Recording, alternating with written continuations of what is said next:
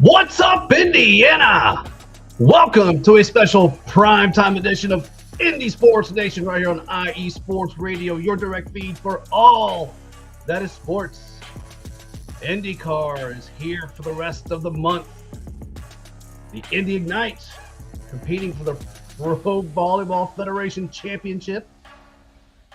And the big story is Game 3 tonight at Eastern Conference semifinals with your Indiana Pacers taking on the Cleveland Cavaliers. Lots to discuss. Thanks for joining. Saddle up. Indy Sports Nation starts right now.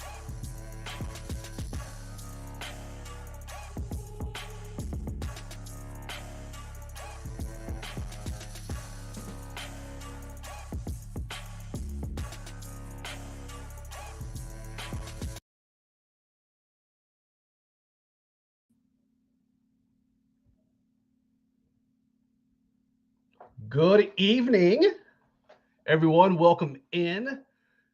Thank you for taking the time to join me tonight. Much appreciated. Nice to kind of go back to the primetime edition, man. We did this back during the holiday season a little bit, but in this case, your boy here had a big work trip, and big shout out to the IU Sports Radio family for working with me so I could come live tonight. As you know, big Game 3 tonight through Indiana Pacers against the Cleveland Cavaliers. We'll get to that to the back part of the show. We'll kind of be doing a little live watching of it and commenting as we end the show here. So, but we got that to discuss. Obviously, we're going to talk some Indiana Fever as they're tipped off preseason play. As I mentioned in the intro, the Indy Ignite competing for semifinals here tonight. Pro Volleyball Federation Championship going against familiar nemesis of Omaha. Talk a little bit about the Ignite. Touch on the IndyCar, as I mentioned. Big month of May is here. Got some news came out of IndyCar today. Touch on a little bit of the Indy 11 as well. And then could be a lot of Pacers the rest of the way after that. So appreciate y'all tuning in. Hope it's been an amazing week for you. And again, whether you're tuning in live or on the replay, cannot thank you enough. But with that said, we can't be here doing this without our amazing sponsors. Planet Jerky on a whole other planet. Seal the Deal, Wax Seals, Vital Apparel. Let's give some love to the sponsors. Check them out when you get an opportunity, and they got it's some of the best stuff out there, man. I promise you. But let's get these bills paid, and we'll dive into some content on the other side. Thank you once again for joining me here. Prime time edition of Indy Sports Nation, right here on IE Sports Radio, your direct feed for all of the sports. We'll be right back.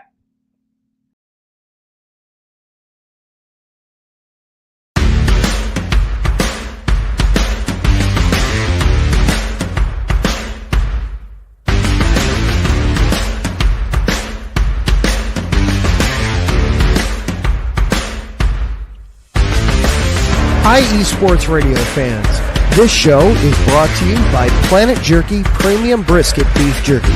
Planet Jerky is the official jerky of the 2022 California League champion Lake Elsinore Storm, Single A affiliate of the San Diego Padres. This all brisket jerky has gluten-free options, contains no MSG, no sodium nitrate, is low in sugar, and high in protein. Go to their website at planetjerky.net and follow them on Instagram at Planet Jerky. Planet Jerky, the jerky that's on a whole other planet.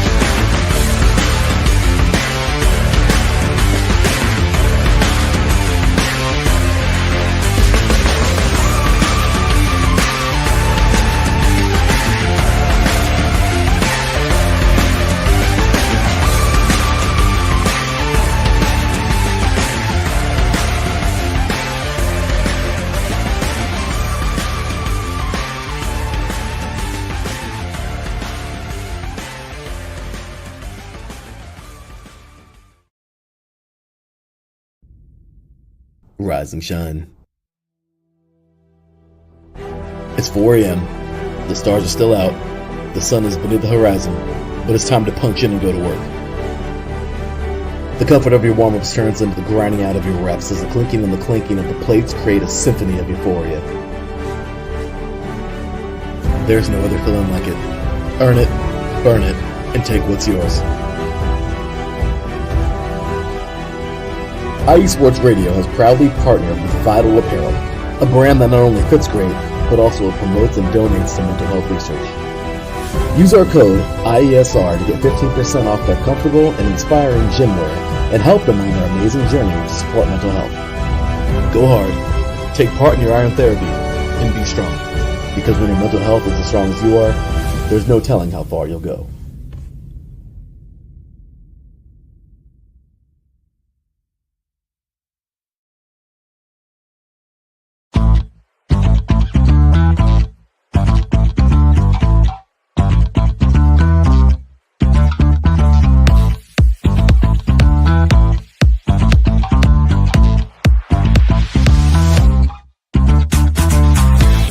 Hey there, IE Sports Radio fans. Be sure to check out our sponsor, Seal the Deal Wax Seals by Cecilia B.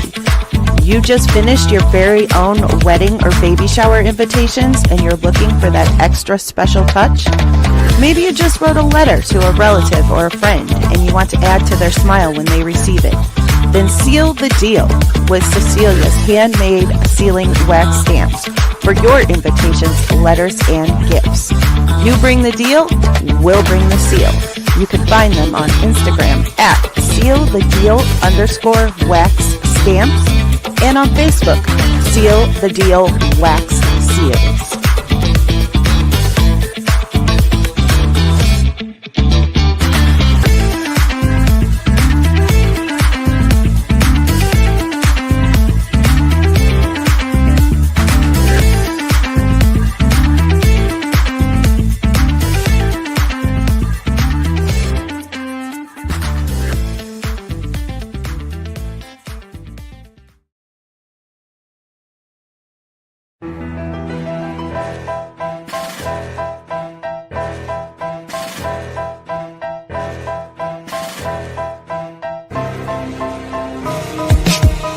For the last 10 years, IE Sports Radio has been bringing you amazing content ranging from interviewing legendary athletes, coaches, and other authorized media personnel to building tailor-made shows dedicated to all major sports cities around the country. Make sure to follow us at IE Sports Radio on X, Instagram, Facebook, TikTok, and YouTube to keep up with the latest in sports and with all of our shows. Also, make sure to check out our daily updated website at iesportsradio.com. At iesportsradio.com, you can see our daily show schedule and check out all of our show pages with personal bios to learn a little bit more about each of our awesome hosts. In addition to our show pages, you can catch the IE Sports Radio blog, Hall of Fame, Fans of the Month page, and our merchandise shop including t-shirts, tank tops, caps, long sleeves, hoodies, and more. For now over a decade here at IE Sports Radio, we've continued to be by the fans, for the fans, and we thank you all for your support and for making IE Sports Radio your direct feed for all that is sports.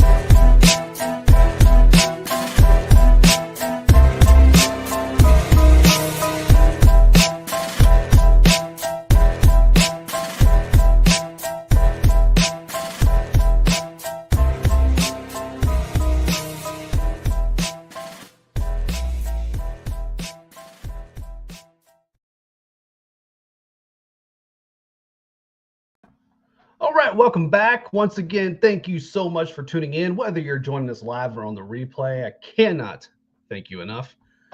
And as mentioned, follow us on YouTube. Go to YouTube, hit that subscribe button, comment, Indy Sports Nation. Much appreciate that. Once again, cannot thank you enough. On X, follow the show page at IndySports_IESR. Or if you want to follow me in my own personal account, I am at The Chill Mike. I am also on TikTok now. I'm not sure why, but here I am. Why not? I'm at chill.mike7. Always follow me on there as well. Love interacting with everybody. Again, if you're watching live on the platforms or on YouTube, comment, chime in. We got quite a few topics to discuss. As always, keep them sports related, keep them PG. It's all I ask. We got a few rolling in now. Let's see, old Jen B. Oh, I know what she's up to here in about 20 minutes. She's have a great show. Thank you, Jen. We will. Good luck tonight. I think it's gonna be a battle. We'll talk a lot about it. Boy, Taryn checking in. Good evening. Have an awesome show. Appreciate you. Adam, Shy Sports Weekly in the neutral zone. Well, Mike, are the Pacers going to advance? I hope so. Our boy Pacer contributor George checking in saying yes, sirs. Adam, we'll get into that here in a bit. I think they got to get one here of the two here in Indy. I think in order for that to happen, if they drop two here, then we're back to kind of where it started. It goes to best of three, advantage Cleveland. So hey, we'll see. We'll get more to that. Taryn checking back, getting ready for the Indy night and the Omaha Supernovas. Yes, that'll be that starts in about an hour. I'm excited for him, man. And Taryn, I can't tell you how happy I am for this team. It was a rough stretch, rough end to the season, I guess you'd say. They kind of fell off a little bit, lost some matches, but they're there. And play spoiler, you never know. But in the inaugural year, I love to see it. And Jen chiming back in. Everyone is playing for the Cavs tonight. I just broke. Be interested to see how healthy they are. As I've mentioned on the show before, Mobley and Hunter are the ones that worry me most. Garland doesn't as much. Not that he's not a great player, he is. But defensively, I think you can. I think there's some matchups here that Pacers can take advantage of. George coming back. I love the comments already, y'all. He says no excuses. You know what? I'm kind of with George on that. It's the one thing we're kind of sick of hearing. All about, it's just injuries. It's part of the game. It happens, guys and gals. It just happens. It sucks. I don't like it either. I mean, I'd rather beat a team at full strength. In fact, I was even talking with Jen offline a few days ago. Nothing better. I would love to see both teams 100% full strength and watch these guys battle and tip of the cap to whoever wins. That's kind of where I'm at. But before we get into all of that, because there's gonna be a lot of that tonight, because obviously that is the story. But we got to give some love to the ladies, as you know, we always do here. Let's talk to Indiana Fever, right? Preseason has tipped. 2-0 preseason play so far. Look at the preseason finale tomorrow. Not that you really care how the team's doing, like your record in preseason, right?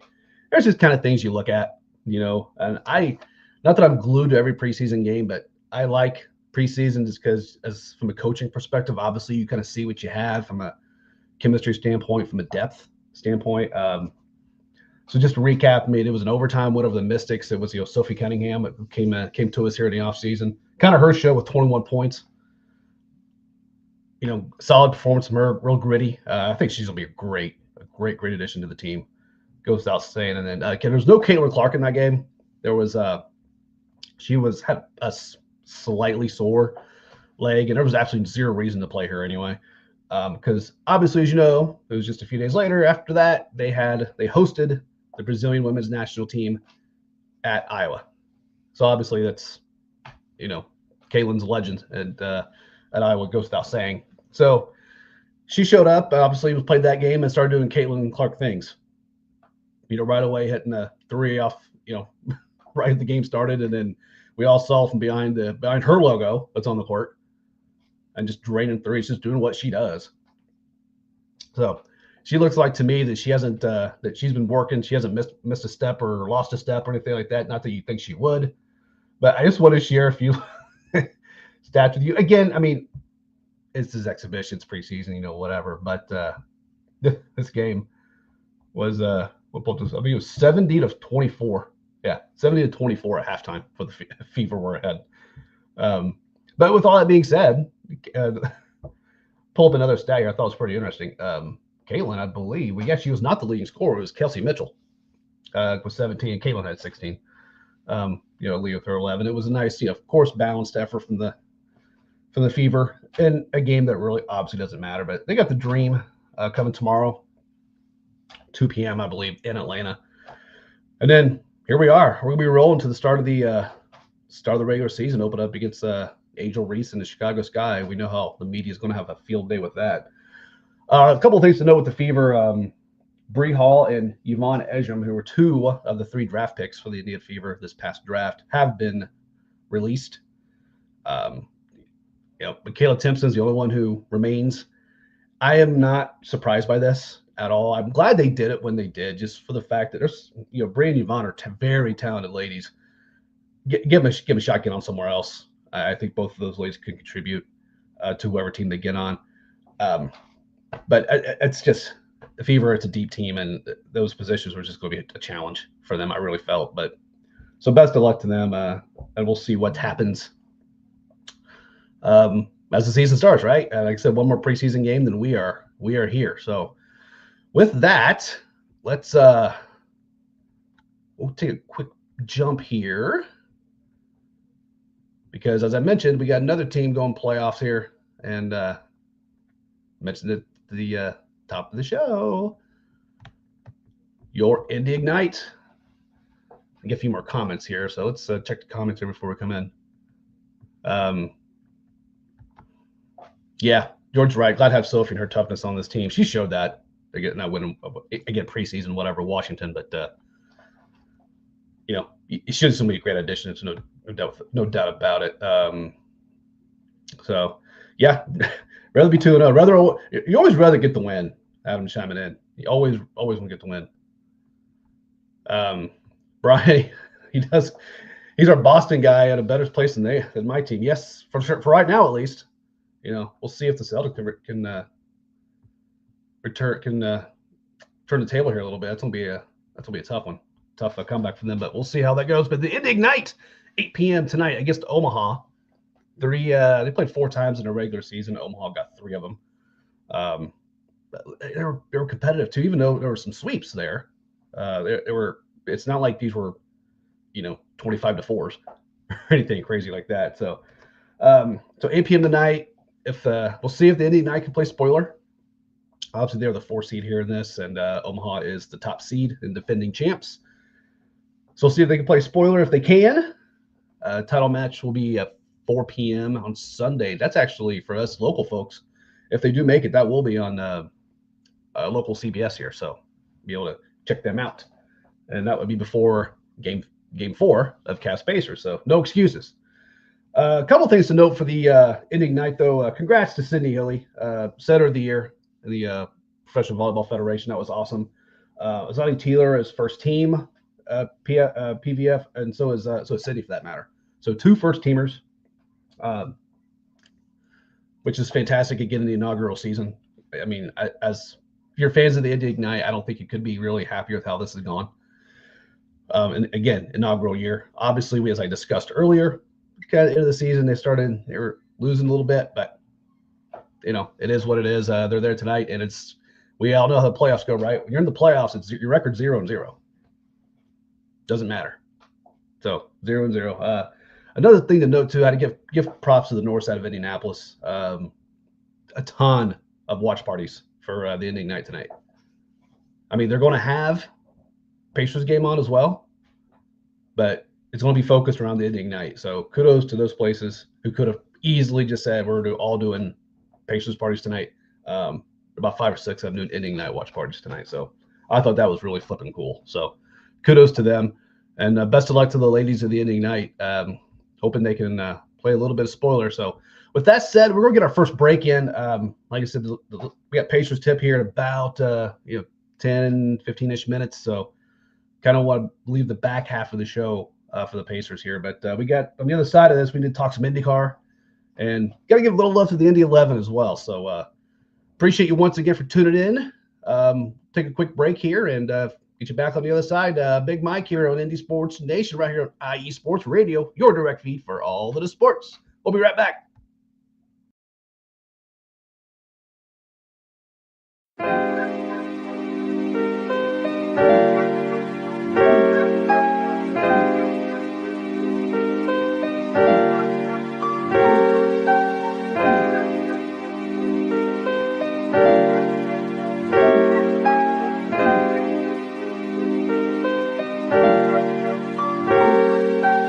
Hello, ladies and gentlemen. My name is Davidson. It's your boy, Dentarius Locke. And we are the hosts of Fast Break here on IE Sports Radio, where we discuss everything in the world of basketball from prep to the pros. You guys should definitely check us out, man. Sunday, 8 p.m. Eastern, 5 p.m. Pacific. We got all the basketball information you guys need, so we look forward to you guys listening in. And please do, because we are the best basketball show on this side of the Mississippi. And please do check us out on Twitter at FastBreakISR. D-Lock, where's our time again? 8 p.m. Eastern, 5 p.m. Pacific. That gives you guys plenty of time on a Sunday. Tune in.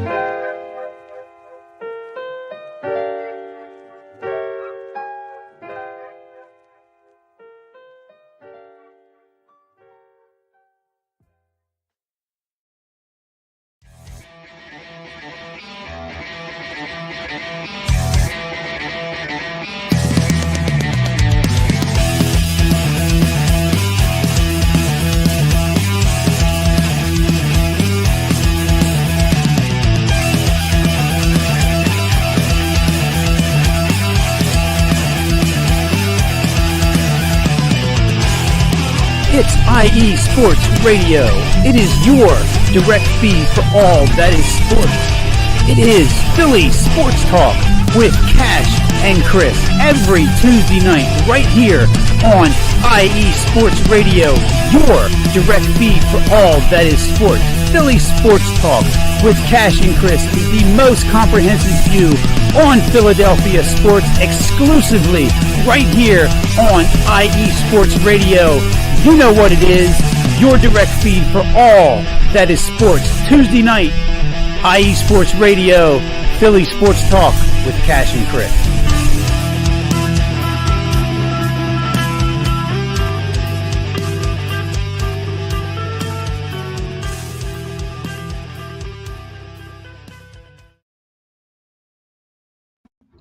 All right, welcome back, everyone. Thank you once again for tuning in, whether it's live or on the replay. Cannot thank you enough.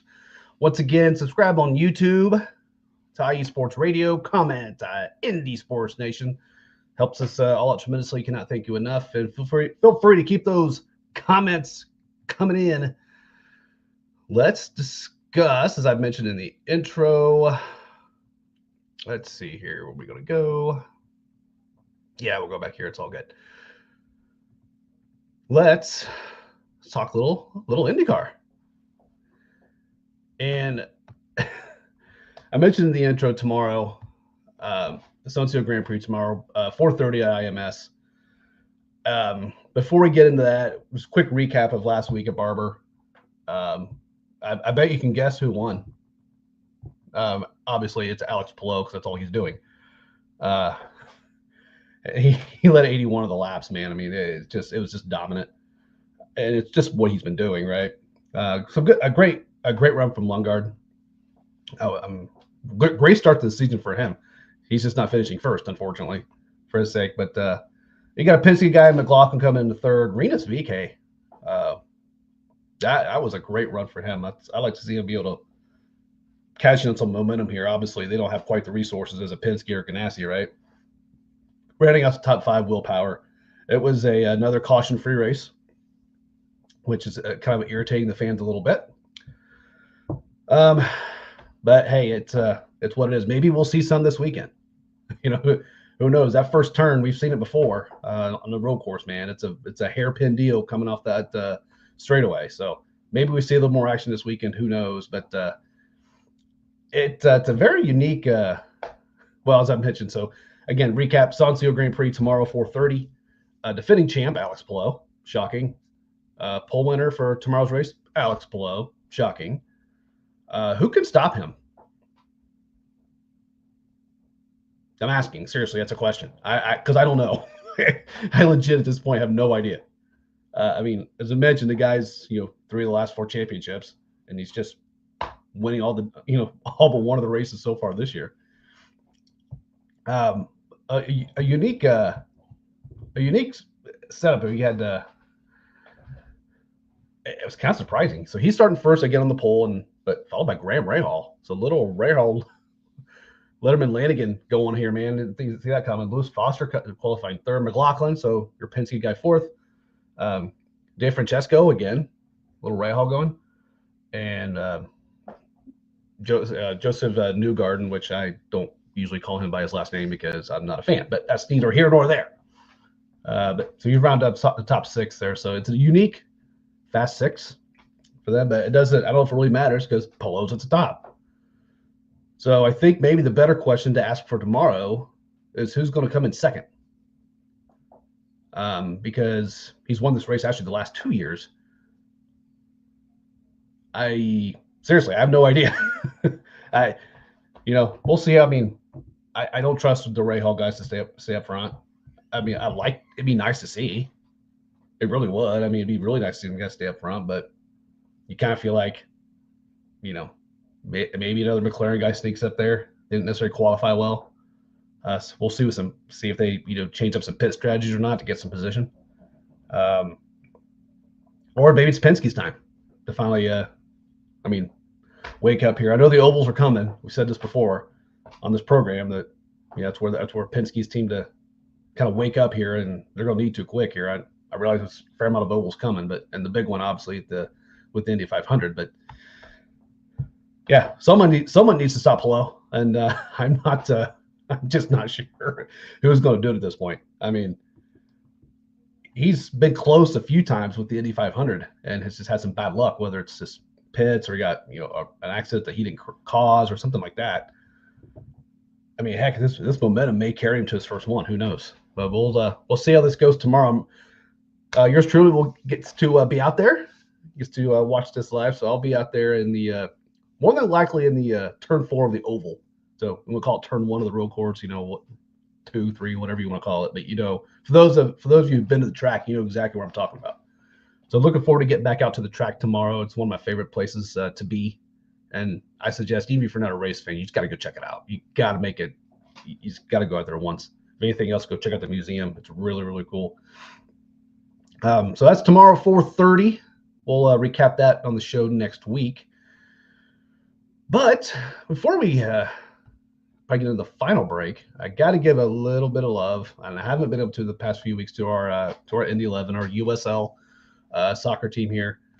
And off note a bit, for those of you who out of market may not know that the city of Indianapolis is gunning for an MLS team here. I think they're shooting for 28. We'll see what happens there, but just wanted to do a quick recap. They lose a heartbreaker to the Philadelphia Union in the U.S. Open Cup play. And for those of you who follow MLS or don't, Philly's off to a really good start.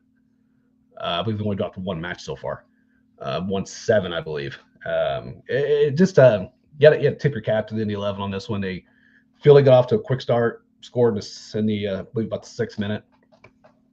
And you're watching that as an Indy 11 fan. Those are ones that kind of make you nervous. It's just like, oh, here we are playing an MLS team and we give up a goal in 6 minutes in, and yikes, we could be in trouble here. No, man, they held it. Got to give a shout out to Reese Charles Cook. It's his second start in the net, and in these 2 matches, he's given up 1 goal. So shout out to him. He had 10 saves against Philly. And they were some of those saves were outstanding. I mean, just laying all out, bumping over the crossbar, just outstanding work on his part. But losing PKs, that's just what I know everybody has different thoughts on PKs and should come to that, yada yada. But that is the game, and it is what it is. But hey, it's But I had to give them a shout out. It's not been the strongest start for them in USL play. I mean, we got one win so far, 2 losses, 3 draws. It's 8th in the standings, so it's early. I mean, it's not time to throw the towel in or anything like that. But hopefully here get a couple wins under the belt when USL play resumes. They're actually tomorrow night, 10 p.m. Eastern time. They're on the West Coast at Sacramento. So I wanted to give them a shout out. I've not been able to cram them in as of the past week or two, just because of everything else that's been going on here in the city of Indianapolis. And so congrats to them on a hell of an effort, even though it was come up in a heartbreaking loss. But with that said, I want to dedicate the rest of the time. Actually, I'll take one quick note. I don't have a banner for this, but I wanted just to bring this up real quick. We'll get more Colts talk next week. Had a few comments come in regarding the Colts. We'll get more into it next week. Obviously, they've signed their entire draft class with the exception of JTT. I'm sure that'll change here soon enough. I think one of the biggest tidbits probably coming out of it was DeForest Buckner had a lot to say about Anthony Richardson, just from seeing him and seeing his workouts this past week. And it was, but then again, you can look at the flip side of that and going, what's he going to say? What's he supposed to say? Oh, no, he looks terrible. So, but Defoe's always been one of those more honest guys and kind of tells you like it is. So I don't think that he would have phrased that differently if he was disappointed, I think. So just a little tidbit I thought I'd share since I had a few comments coming on the Colts. But with that said, let's get a last break in, because I want to dedicate the rest of this to the Indiana Pacers as they're about to tip off against Cleveland. So last break of the show. Thank you once again for joining here, Indy Sports Nation, around IE Sports Radio, your direct feed for all the sports. We'll be right back.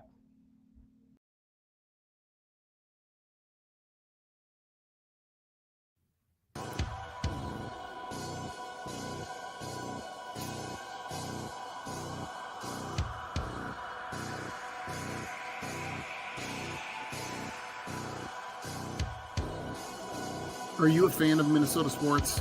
Do you love the Vikings and hate the Packers? Are you a fan of the Timberwolves, Twins, Wild, Lynx, St. Paul Saints? Here on the Bold North Breakdown, we'll talk about all of those professional teams as well as all the college teams in the area.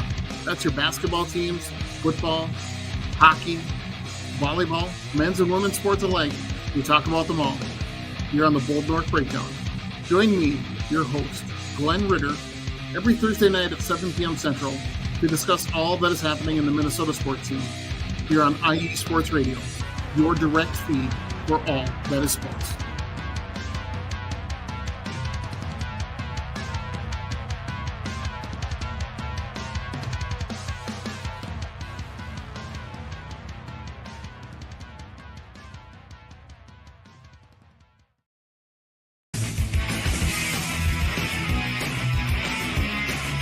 Hello, everyone. My name is Daryl Kinsey Jr., and I'm welcoming you to take another lap with the fastest show on IE Sports Radio. Yes, this is the Extra Mile with me and my co-hosts Christopher Lehman and Michael Ward. We talk everything racing from NASCAR to IndyCar to Formula One to limited hydroplanes, endurance racing, the NHRA, and more. So come join us for an hour of great racing talk and a lot of fun as well on the Extra Mile, Thursdays at 8 p.m. only on IE Sports Radio, your direct feed for all that is sports.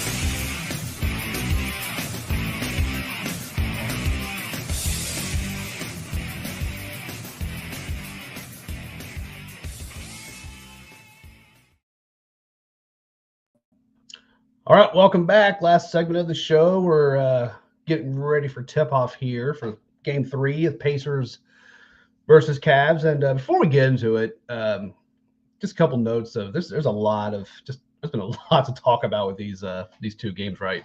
First and foremost, I don't know anybody had Pacers coming back with a 2-0 series lead. I know I didn't. I mean, as a fan, you're hoping for it, right? So the fact that you come back 2-0, that's absolutely fantastic. So we'll dive in a little content here. So as I mentioned, you're coming back to the 2-0 series lead. Is tonight a must-win?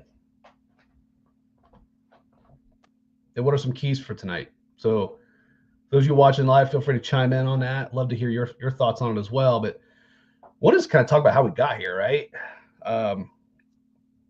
Game 1, I thought really the Pacers looked pretty good. Was it their best performance all season? No, but it was solid.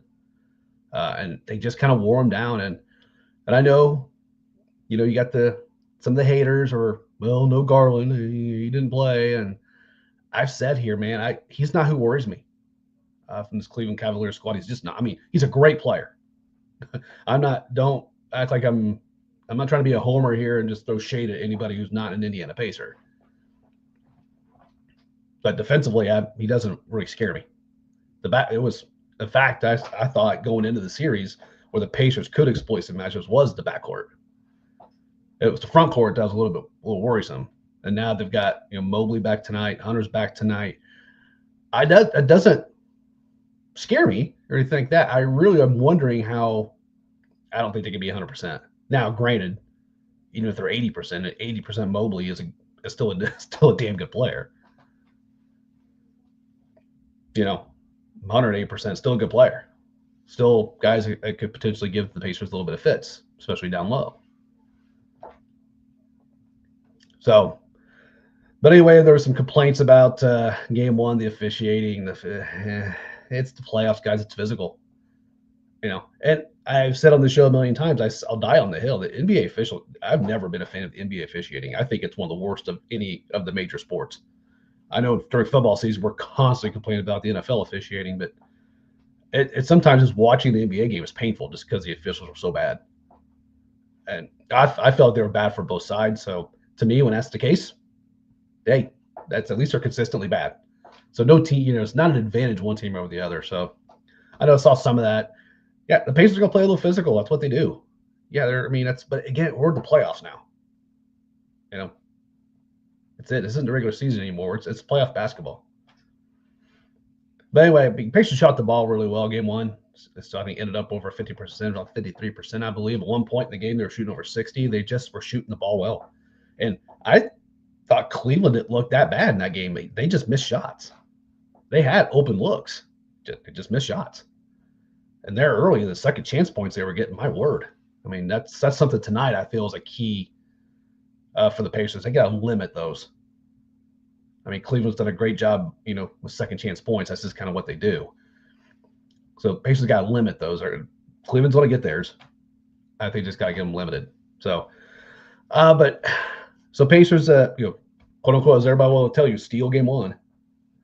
And obviously here after Mobley's ankle and then Hunter with the dislocation, no one wants to see that. Those are just physical plays and things happen. Injuries are part of it. Nobody likes it. It sucks. It does. Casey joined the show real quick. Pacers are a physical team. I don't think a lot of people realize that. They don't, because nobody talks about the Pacers. Casey, you're absolutely right. It's just a team nobody talks about. You got to remember, certain guy on the big network in Bristol, Connecticut, with the last name Perkins, said that this Pacers team was not even going to make the playoffs this year after they went to the Eastern Conference Finals last year because, they beat up injured teams, blah, blah, blah. Well, they just came back this year after starting 10-15 and won 50 freaking games and got a 4 seed. This Pacers team's solid. I mean, they're going to be an underdog in every game the rest of the way, no doubt about it. They're an underdog again tonight. They're going to be underdog every single give for that. Give me the underdog status. I'm good.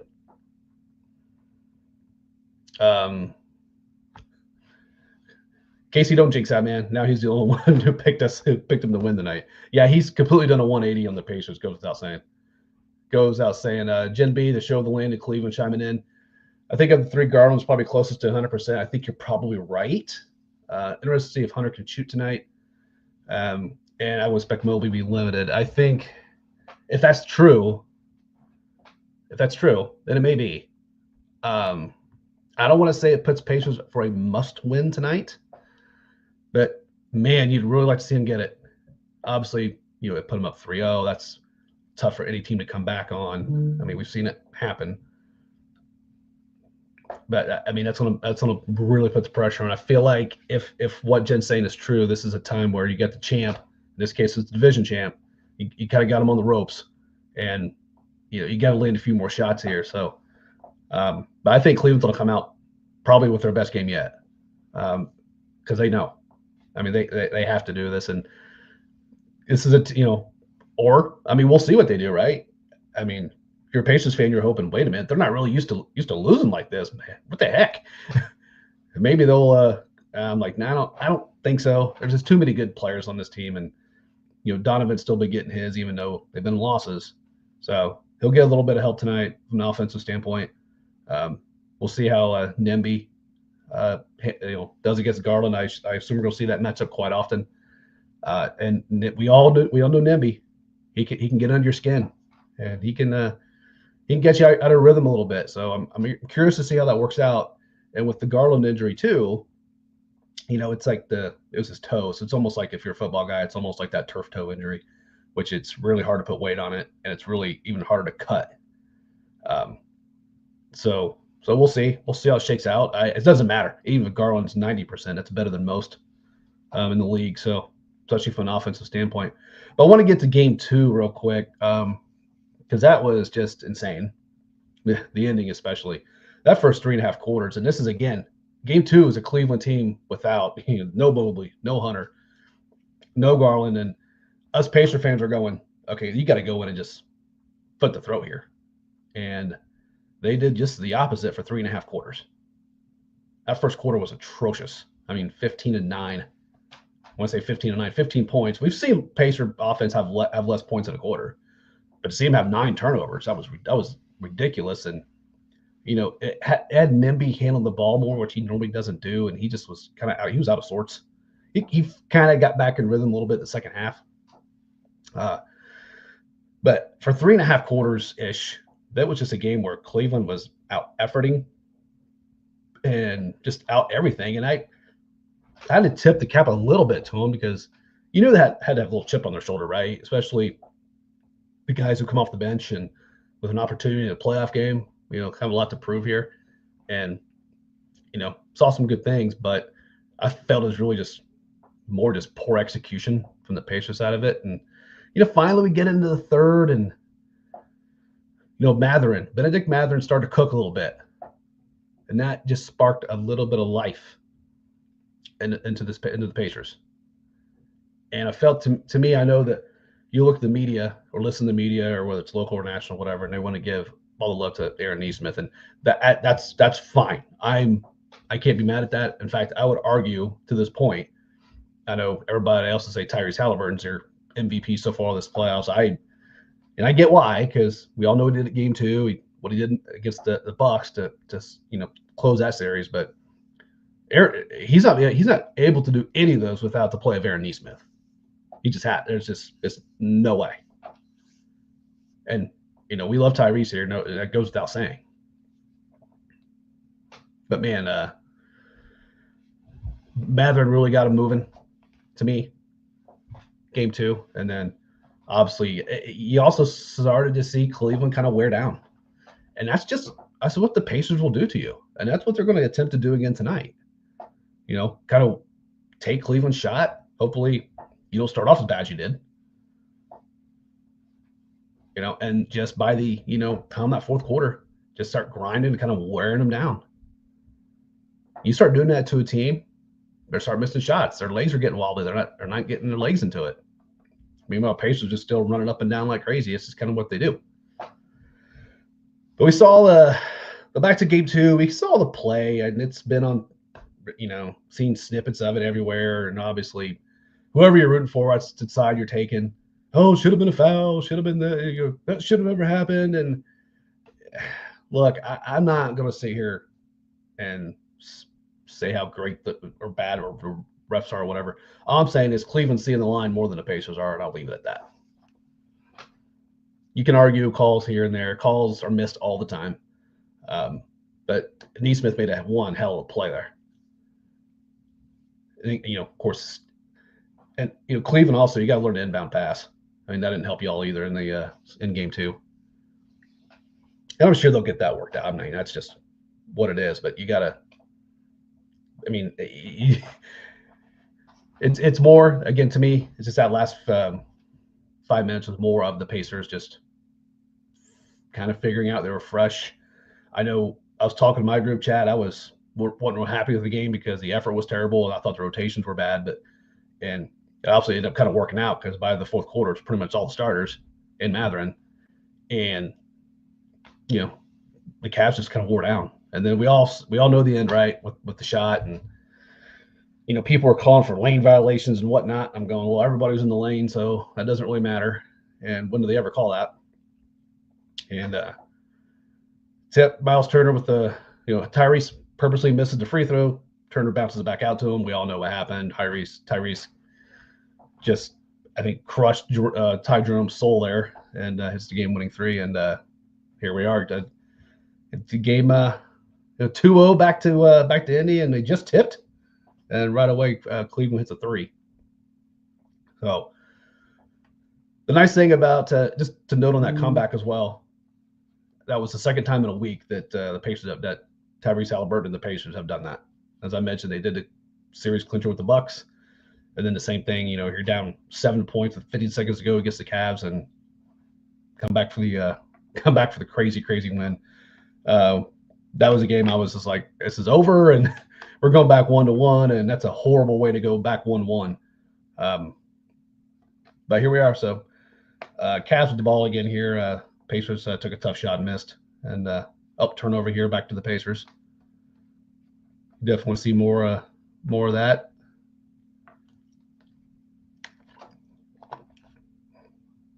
Nope, Siakam. That's one. Siakam with a miss, and I feel like he's got to get more involved tonight. Not that he's been the acquisition of bringing him over has been huge for the Pacers. I mean, just no doubt about it, and he's been a pivotal piece for this very young team. By the way, I got to remind people this is a very young team. Foul there, so Tyrese picking up some D there, but looked like a legit foul there.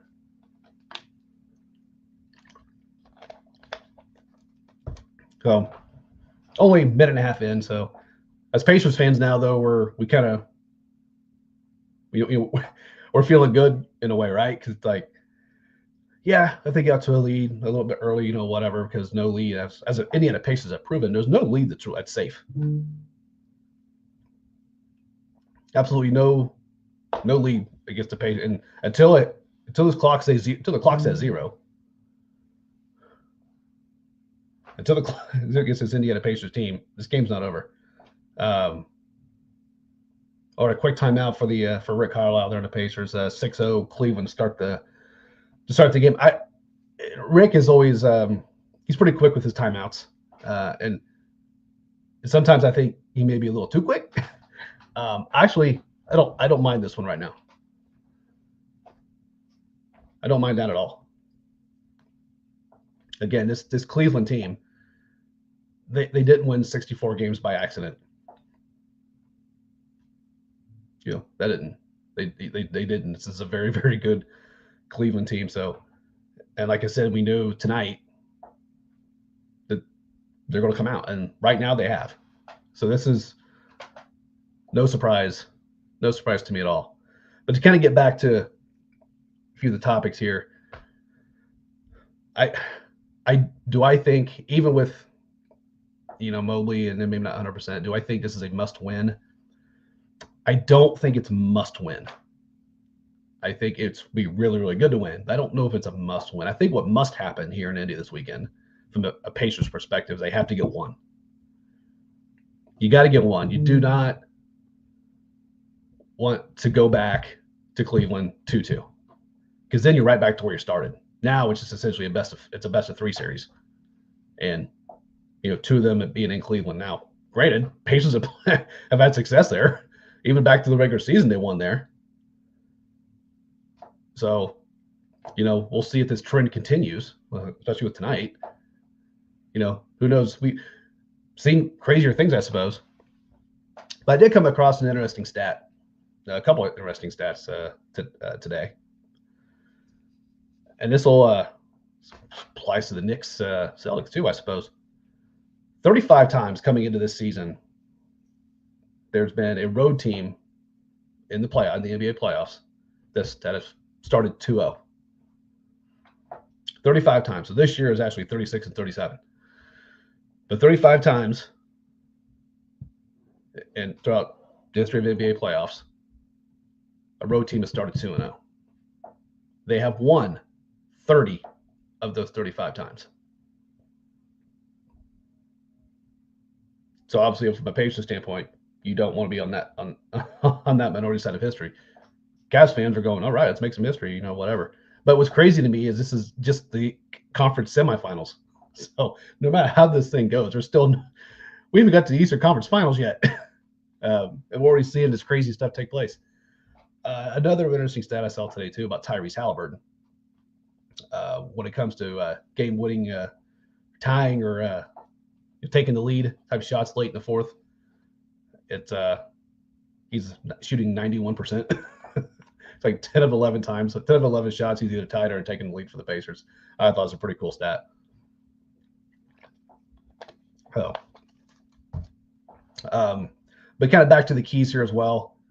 Looking, again, second chance points. You got to limit those.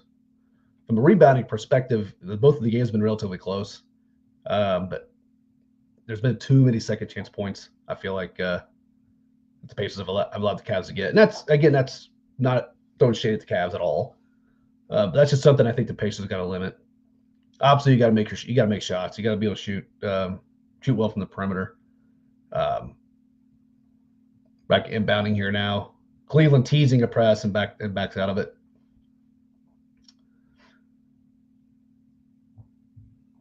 Here's Nimby.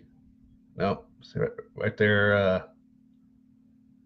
So right now, Pacers are not making shots. So right now, nothing. They forced one. They had a couple good looks on a couple others, and they're just not going down yet. Like we said, we don't want this first quarter to start out like it did, like we did on Tuesday, especially with a good chunk of the all of the Cavs starters available, even though they may not be 100%. But so already an 8-0 run by the Cavs. So you need to make a basket here and not force anything. Tyrese with a nice, yep. See, that's Mobley there. That's been my worry. Just his defensive presence alone is going to give the Pacers fits, as it did a little bit in Game 1. But the Pacers were making shots. That was the difference in Game 1. But right now, Pacers have had 2 or 3 open looks that have not made a shot yet. So feed Miles to the post, and that should get something going here. Yeah, they're replaying that shot from Tyrese, and that just, again, that's 2 shots to me that Tyrese has forced. And I know there's been some chatter going on in the there was some articles that came out, by the way, regarding some conversations between Embiid and Halliburton, and Embiid imploring him to shoot the ball more. And we've said that here in Indy too. There's a lot of times that Tyrese gives up on a shot and he just kicks it back out, and for what? It's like you just gave up a 5-foot shot. So far, 2 shots he's forced. Obviously, it's early. Turner at the line just made a second free throw, so a little something there. And by the way, Miles Turner put out a really nice piece in the Players Tribune. I encourage you all to go read that. Obviously, not right now, we're watching the game, but after the game tomorrow, whatever, even if you're out of market, I would encourage you to read this article. It's actually really, really well done. He writes a very, very nice article. It kind of talks about his time here, kind of the ups and downs, and now here we are. In Game 3 with coming off a conference finals appearance last year, and with a team that is, again, very, very young and a lot of people like. Miles driving to the basket, drawing a foul. All right, I like getting Miles involved here. This is good. Jen chiming back in. Yeah, Strus started off hot. And as you know, Jen, I mean, you're can he stay that way? And I mean, this is a similar start from the other night. Although Pacers aren't as sloppy with the ball, so that's a positive. That was the thing that got me that night, just all the turnovers. So I thought Miles has been playing some pretty dang good basketballs of late too. So, Kenny already looking mad at the referees. He's already looking mad at the referees. He's been very vocal against the referees. If those of you who haven't been following the series closely, he's been very. I just think, to me, it's part of coaching too. He's just, But I thought I didn't have a problem with it Game 1. I thought for Game 2, I thought he was a little bit whiny about it, because let's be real, that should have Cleveland choked that away in game. I mean, to be real, I mean, it's a crazy comeback. I love from the Pacers standpoint, they actually pulled that out, and Pacers with another miss. So not hitting anything from the field right now, just 4 points from the stripe. I asked Jen, is he going to keep it up all night? And she's like, probably not. That's why I said so far. Well, that's just it. I mean, and we've said this, that's the strength of the Indiana Pacers is, grit, and they are good dish there, and you can't even make a layup. You got to finish that a little stronger there for Siakam. And this feels a lot like Game 1 right now to me. I mean, Cleveland's coming out hitting shots, and the Pacers are not. And sometimes that's all it is in basketball, y'all. It's all you got. It's just simple. Make put the orange ball in the hoop. Whoever does that more when the other team wins. But yeah, Cleveland's Pacers have still yet to make a shot from the field. Mitchell hits a 3 there. It goes back the other way with another foul on the Cavs. So yep, Turner back to the line again. Misses that one, so 16-4 here. So if you're the Pacers, you just kind of want to, you don't let them get too far out here, I think, in my opinion. Keep them, actually, it's crazy as it sounds. If it's 15 points, I don't think you're like that worried about it. Just with what you've seen the Pacers do. But you can tell Cleveland's coming out with an energy that they, from their standpoint, they need to come out with. And this is what I completely expected at this point. I didn't expect the Pacers to miss all their shots so far. There's an and one. Mitchell, and Donovan Mitchell has been a Pacers killer for I don't know how many years. Again, it's put myself on repeat here, but that is even back in the days with Utah, he just absolutely murdered us.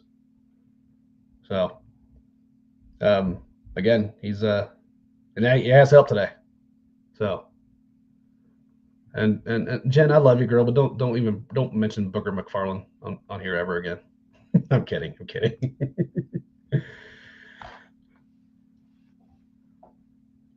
But it's true. So we're a couple more minutes to go in the show here, then we'll say goodnight and let you all we'll get back to the game and what have you. But it's kind of a recap here. I think not a must win. We got TJ McConnell in already. Not a must win, but what must happen for the Pacers? They have to get out with a split. Between tonight and Sunday, I think. Otherwise, it's going to be troublesome. And you got second chance points. Got to be an issue. And right now, they got the intensity's got to match right now, because right now it's not. Cleveland's definitely winning the intensity right here. But limit the second chance points. Got to make your shots. And just keep composure. Keep what you've been doing. Do what brings you here. So we already got some bench players coming in. This might be a time where the bench can regroup, can help the team regroup. And the bench has been known to do that all season, especially the second half. Sometimes the starters kind of come out and things aren't working, and the bench gives them that little spark, and there's TJ right there. And TJ does that, man. It's kind of the things. He goes down the circle, and he's kind of acts like a triple threat right there. Good D right there. They needed that badly. They need a bucket right here, though. And there you go. Big shot. Apparently it's Miles Turner versus the Cavs.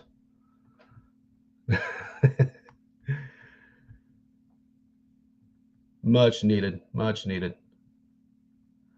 right, so they are going to commercial break. So that being said, I'm going to call it a show. You guys it's going to be a good one. Appreciate you so much for tuning. Like I said, if you're at the track tomorrow, hit me up on those socials. Let me know you're going to be there. Always love to interact, say hi to people, talk about IndyCar, talk about the Pacers. Enjoy it all this weekend, everybody. We got Pacers and Racers. This is what we live for in the month of May in the city of Indianapolis. So, everybody, enjoy the game tonight. Enjoy the game Sunday. Whatever you're doing this weekend, make it a great weekend. With that note, Big Mike here, signing off. Indy Sports Nation right here on IE Sports Radio, your direct feed for all that is sports. Have a great weekend, everybody.